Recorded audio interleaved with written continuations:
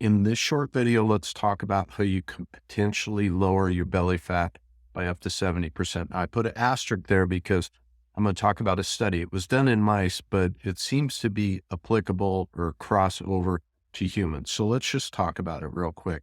So like I said, the study used one ingredient. Now, visceral fat, one of the reasons you want to keep that lower is it can be related to cancer growth and also decreased survival. The more visceral fat you're carrying around your organs, the lower survival, particularly in cancer. Okay. In this study, mice were fed in one of four ways. Okay. So they gave them either linoleic acid, which is safflower oil, which is a PUFA, which you've heard me talk about that before. Not something you want to be consuming, but this group was fed linoleic acid. Another group was fed oleic acid from corn oil, also a PUFA. Third group was fed a low-fat diet, and they could eat as much as they wanted of it. It was just there for them, and it was a low-fat. The fourth group, that's where it gets interesting, okay? They were actually given stearic acid. Now, stearic acid is a specific type of saturated fat. Now, interestingly enough, the group that was fed stearic acid found no changes in overall body weight, which doesn't sound too great. However, the stearic acid group's visceral fat was decreased by 70% compared to the other groups. Also, total body fat was slightly decreased in the stearic acid group. So not only visceral fat, but also total body fat. Also, interestingly, their lean body mass in the stearic acid fed group of mice went up. So they got leaner from losing the fat. They also gained some lean mass. So it was kind of a double whammy. Now, the question really becomes, why does this happen?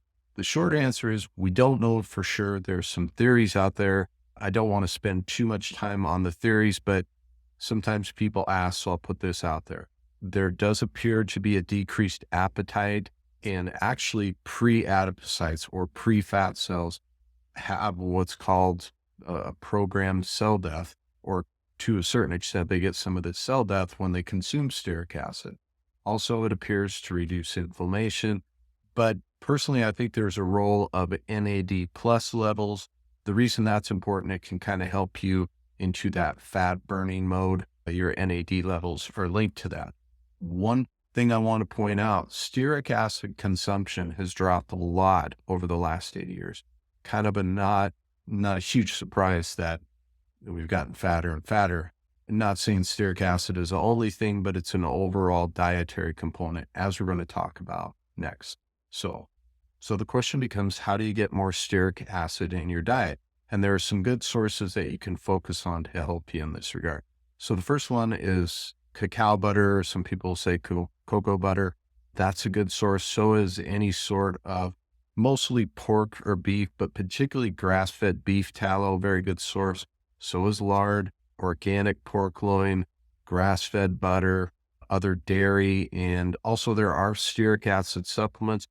I'm not saying you should necessarily go that route. What I am saying is I would encourage you to get more in your diet. You're going to see some of these benefits in regards to decreasing that visceral fat. So let me know in the comments any other topics you want me to cover. Really helpful for me to know what's helpful for you as far as putting videos out there. So speaking of helpful, I hope this was, and I will see you in the next one. Thanks.